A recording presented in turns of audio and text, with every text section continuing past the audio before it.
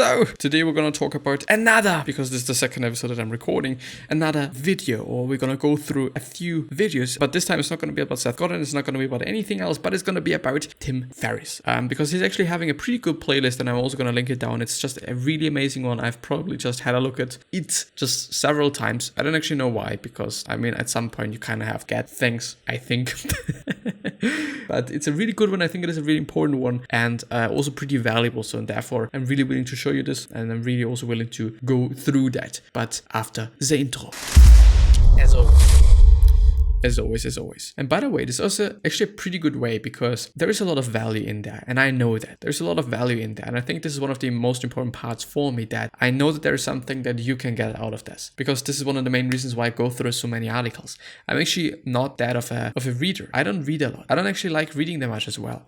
One good thing about the reading part is that I'm way faster than going through a video or something. You know, going through a video just takes a lot of time. The episode's going to be longer, but I'm also fine with that, because I'm sitting there, I'm watching something, it's pretty cool, I like it, and I also just am not talking all the fucking time, which is probably also something that you're seeing with long episodes, that my voice just gets fucked and I get nausea and stuff. Actually, I don't also know why, but yeah, with that by the way being said, hello, welcome back to the next episode of the Self-Development with Tactics podcast, and I think we're just gonna go straight ahead with it. We're gonna just go straight into the episode, and here you can see there's the playlist. It's actually having 16 videos. Can I actually scroll there as well? Yeah, I can. So there's actually 16 videos as far as I can tell by the count there on the top, by the number there, and it is all about, the first one is going to be create a better morning routine, then most important habits for fat loss, then maximize your productivity, which is probably going to be like the three ones we're going to go through today, I guess. Then there's going to be how to use writing to sharpen your thinking. Maybe we're actually also going to go through this one, because it's a really new one, and I think it is a really good one, really important one as well.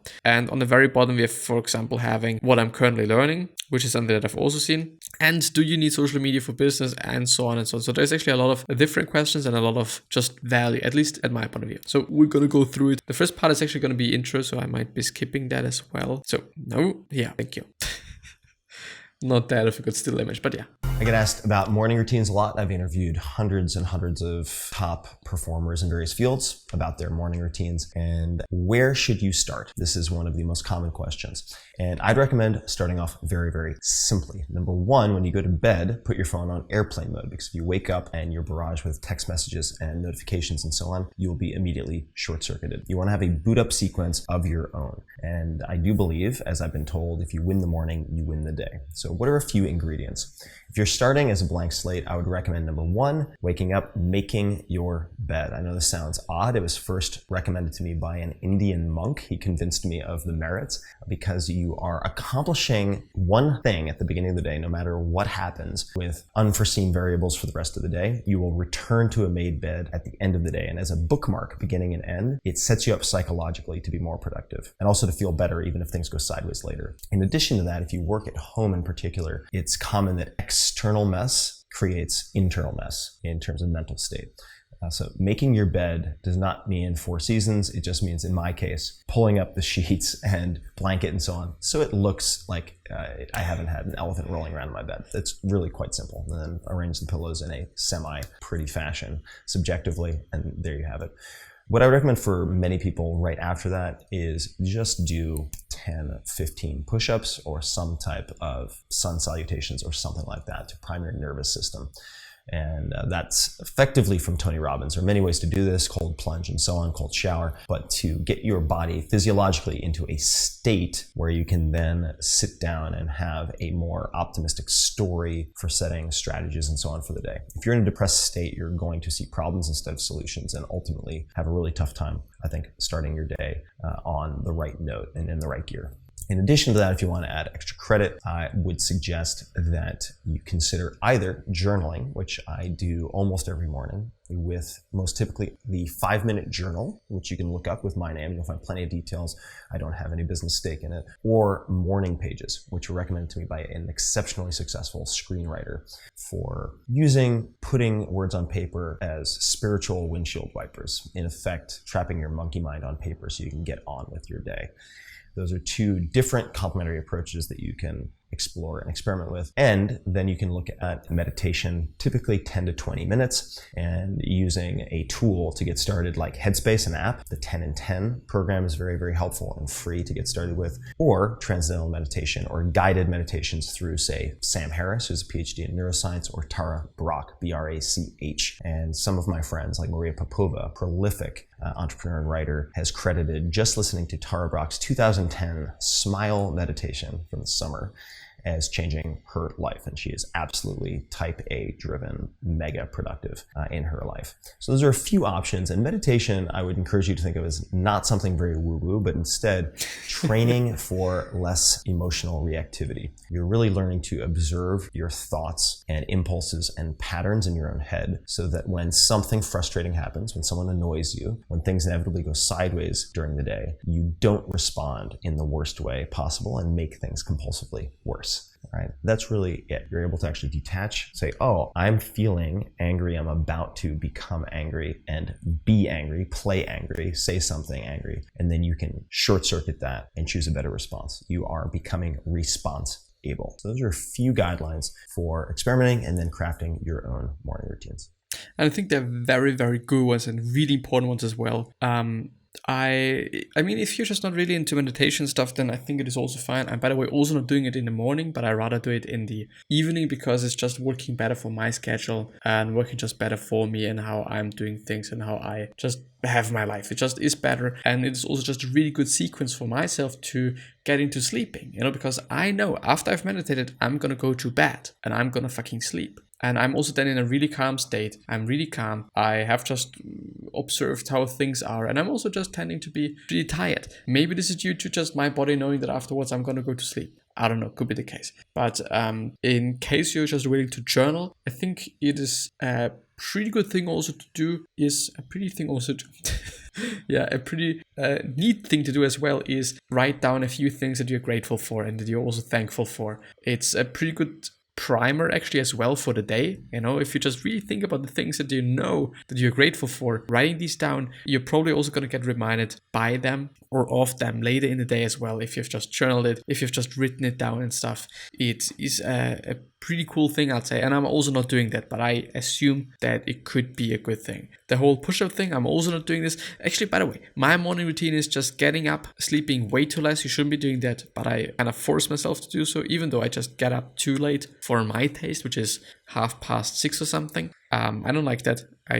I would like to get up at 5 a.m. or something, but because I'm just going to bed relatively late and I don't really want to fuck myself, I tend to just give myself a little bit more time to just sleep, and then also relax in bed and stuff and use my phone. Not really that good. And I, by the way, also have my phone not on airplane mode overnight, because I think if there's something that is important and if somebody needs something from me and stuff, then they can contact me and everything is going to be fine and everything is going to be okay. Because there's actually been one situation in my life where this has been the case. Like over the night, somebody was in need of my quote unquote help and was trying to reach me and I wasn't able, or just she wasn't able to do so. Which is something in the end that I didn't really like. Therefore, I thought, well, I'm not going to do that. Yes. I think I've covered everything that I wanted to. And by the way, I also believe in the whole meditation thing, and I've, I think, been talking about it. It might have been yesterday. I'm not quite sure, but it might have been yesterday. I've been talking about that. The whole I've just thought about being calm because of meditation. But he says, okay, you're just not as reactive. He really put it in well words. He really used just right sentences and stuff. And I really believe in that, even though I would just really love to know if there's like just a significant change there. If it is kind of really quote unquote the case, because I don't know. I've been doing it for such a long time that I don't know what it is like to not do it, which I mean, it's kind of a problem, but I tend to see that I'm not going to explode. It's going to just take some time sometimes, unless I'm just really kind of triggered already and then somebody does something, or there is for me a reason to explode, then I'm also going to do that. It's no good thing. Happened to me as well. But yeah, I think it's really good stuff that he was talking about. And this is also the reason why I'm willing to talk about that. And I'm also just willing to add some things because it just reminds me of so many things. And by the way, look up Tony Robbins' thing. It is a little bit more detailed in terms of the whole priming stuff. And he's also meditating. And yeah. Let's see what the next one is. And since I actually don't know if I'm able or allowed to just play the fucking music, I'm also gonna kind of skip that. The 2 most important habits for weight loss is just a completely different topic, I know. And the next one is gonna be productivity, I guess, which we're also gonna go through. But I think it is just also something that's pretty important, and a lot of people are struggling with it. And overall interesting thing, I would say, because it is all about your body, it's all about you, basically, which is, I think, always something that's quite interesting. Maybe at least for me, maybe it's just what it is. Perhaps the most common question that I get is, how can I lose fat? Could be anywhere on your body. And it could be that you haven't started and you have trouble even catalyzing fat loss. And I say fat loss instead of weight loss because you want to watch body composition, not just the scale. Or it could be that you've plateaued. So you've lost a little bit of weight and now you're stuck and you can't drop. There are 2 changes or things that I recommend focusing on. The first is breakfast. If you nail breakfast, even if you don't change any of your other meals, any other behaviors, that is often enough to lose 10 to 20 pounds per month of fat. And I've seen this thousands of times now. The dream breakfast, I would say, is going to check 2 boxes. Number 1, you're going to have breakfast within 30 minutes of waking up. So you can think of it as 30 within 30 grams of protein within 30 minutes of waking up. And the meal that I would suggest is something like 2 or 3 eggs. Then you have lentils or black beans, and then some type of green vegetable like spinach, right? You don't have to do that. You could just have black beans or something like that. Amy's Organic Medium Chili is one I use this morning, for instance, right out of the can, plus some eggs. And you get 2 things. You get protein, which has a high thermic effect of food and will inhibit your appetite somewhat for the rest of the day. So you might consume, say, anywhere from 20 to 30% fewer calories than otherwise. You're also consuming a lot of fiber, which is going to leave you feeling full, satiated for many hours afterwards. This is a really, really key component. All right, so breakfast, that's it, simple. Early, and also checking the protein and fiber boxes. Second piece is if you drink coffee, tea, anything like that, instead of using milk, and trust me, I don't care if it's almond milk or some other type of fancy milk that you think isn't real milk, no. Almost all of those are going to spike insulin and glucose levels. Use a tablespoon or 2 of full fat cream instead. And then if you want a little bit of flavor, add some cinnamon to that. And with that change alone, even if you don't handle the breakfast piece, I've seen people lose, yet again, 10, 15 pounds in a given month. So those are 2 very simple things you can do. And overarching that, remember, fat loss, 99% diet. You can't outwork your mouth. So focus on the food. Which is indeed the case. It really is. Even though people say like it is, for example, 20% working out of it is all about building muscle and 80% yet diet, which I think is definitely the case. Like if you're not having just the, is it called stepping stones? I actually don't know, like the building bricks. Could you also say that? Building bricks. I kind of have to Google that low-key. Oh, I can't. Building bricks. I think it is actually called building bricks. Yeah, I'm just gonna call it building bricks. I don't give a shit. If you do not have the right building bricks, which means that if you're not having enough calories, if you're not just having enough protein, if you're not having enough this and that, you're not going to be able to build any muscle. Something that I tend to neglect to just see and have seen and stuff and whatnot. And it's the exact same thing with losing weight. If you're just eating too much, there's no fucking way you can lose weight. If you're having more calories than you're burning, there's excess, and the excess is stored somehow. And this is just what it is. This is just physical fucking things. I'm, by the way, not eating any breakfast, and I have also not been eating anything up to this point today, and it is a quarter before 3 p.m., which means that I have been not eating something for, let me calculate that, for 18 hours. I guess it seems to be the case. I'm doing actually quite fine. Like there's sometimes a little bit of a time where I tend to just feel that, but most often I'm actually quite fine with that. There's, for example, Jack Dorsey, the CEO of Twitter, is just only eating 1 meal every single day, 7 days a week. At least just as I've seen it a few months ago, I guess. I don't know, maybe this has changed. I don't really know, but very scientific. And I think this is just one of the beauties about Tim Ferriss, that he's just really knowing what he's talking about, and he really has the data, and he's also caring about the data. So he has also done a lot of experiments himself, trying to get the data and stuff by, for example, like just ripping out some muscle tissue out of his leg, where there's actually a video of that, and I'm not quite able to see that. It's a little bit gross. Like they're just having some sort of it's not a pump or something, but it is like Thank you. But it is like some sort of a needle thing, but they're just then using it to just rip some muscle tissue out of his leg, which, I mean, it's actually not that less, and it kind of just feels strange just thinking about it and just talking about it. To be honest, I might be able to find it afterwards if we're just having some time left. Then we could actually just have a look at that. But yeah, something else with the whole cream thing. I don't actually know what it's all about. It's probably going to be about carbs. There might be just more carbs in the milk than there is in full fat cream. Even though, what about calories then? And also, yes, I do not eat breakfast because of intermittent fasting. This might be also something to just have a look at. It is basically not really about what you're eating, but it is about when you're eating. Even though like combining this with trying to eat healthy and trying to eat better food, this is going to be nuts, I think. Even though this is something that he didn't consider. He said actually as well that he thinks that it is not as easy as maybe some people are talking about it, and maybe not as easy as I think it is, because there's some people that are struggling with that, and therefore 30 minutes, 30 grams of protein. And he also said that like it's not that of a big deal if it is 24 grams and whatnot. It should just be relatively high in protein. That is just way easier to remember than just way easier to do actually, you know. And the best diet is the diet you can stick with or stick to. I don't remember. Well, which I think is just really important, because if you can stick to it, then it's just not gonna be good, you know. Yeah, let's just also have a look at the productivity one. Can't I? Or I can. It's just there. Or we're just doing it like this as well. Thank you. Let's just do it like this. Or do we think about writing to sharpen your thinking? I actually want to go through it because I don't know this. I'm going to talk a little bit about how to use writing and why you should use writing to improve your thinking. So I would credit much of the success I've had, to whatever extent I've had success, to learning how to write and to practicing writing. And the reason for that is that without writing, it's very hard to freeze your thinking on paper so that you can sharpen it, so that you can see where, for instance, you're using words that aren't well defined, where you're saying things that don't need to be said. All of this will help everything else. I remember in college, for instance, when I took a class with John McPhee, an incredibly gifted writer and teacher, all of my grades in every other class went up because every extraneous bit of information that was hurting instead of helping me was taken out.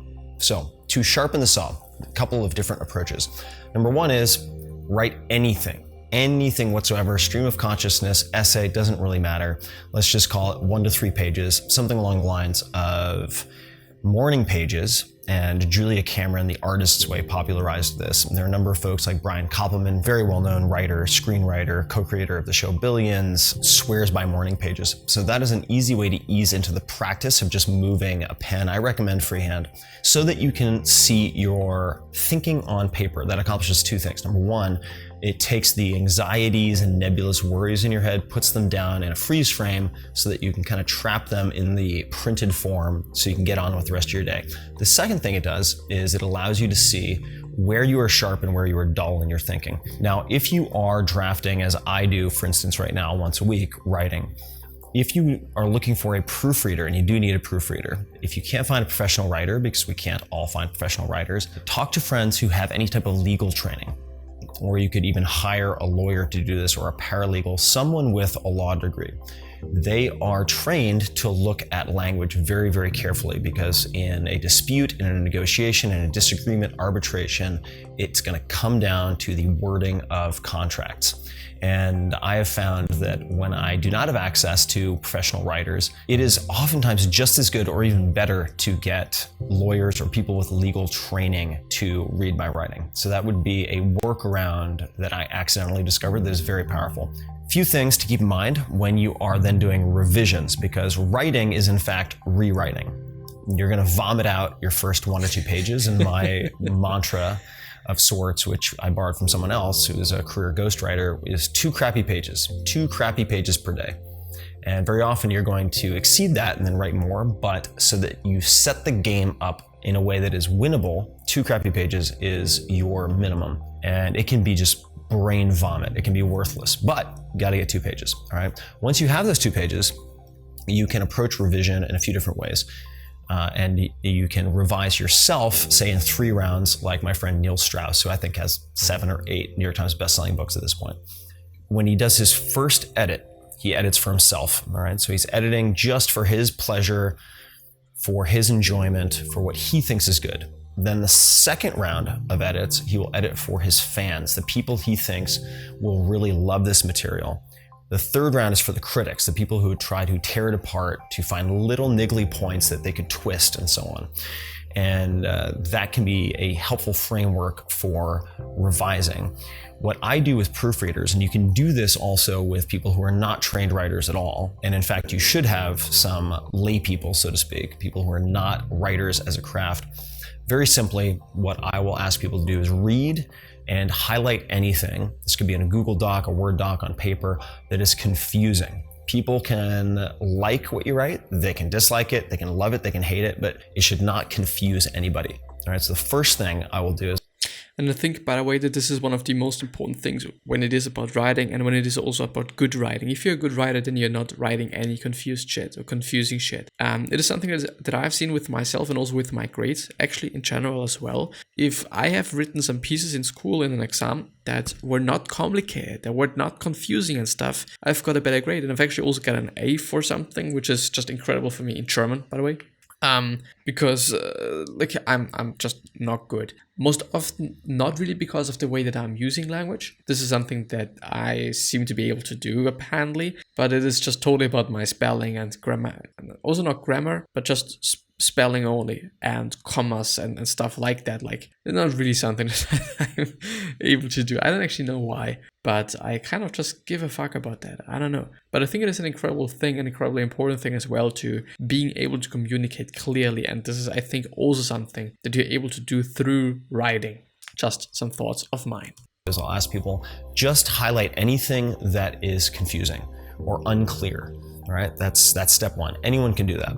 The next is, if you notice your mind wandering while you're reading this, please note that. All right, so if something is slow, maybe it can be taken out. Note where your mind starts wandering. All right, the dictum there is, when in doubt, take it out. Just be like, I don't know if I should keep this or not. Take it out, at least as an experiment. The other question that I pose to proofreaders, because you can train people to be very good proofreaders, is the 10% rule. And it's not really a rule, but a guideline that I like to use. So I'll say, please indicate the 10% I should keep no matter what. If there is 10% that I should keep no matter what is the strongest 10%? Like, if there's 10% I have to keep, please indicate that. And if I had to cut 10% or even 20%, in some cases I'll ask people, please indicate what you would cut. If you had to cut something, even if this is an essay or a blog post that is a page or 2 long. And what you'll find if you approach writing systematically in this way and revision systematically in this way is your cognition, your analysis, your awareness of how you use words, how you use explanation, how you use questions will become so much sharper that it will transcend this type of exercise and begin to positively affect just about everything in your life. So for fulfillment, for excitement, for professional success, for personal success, I find writing to be arguably the most important practice. Good luck.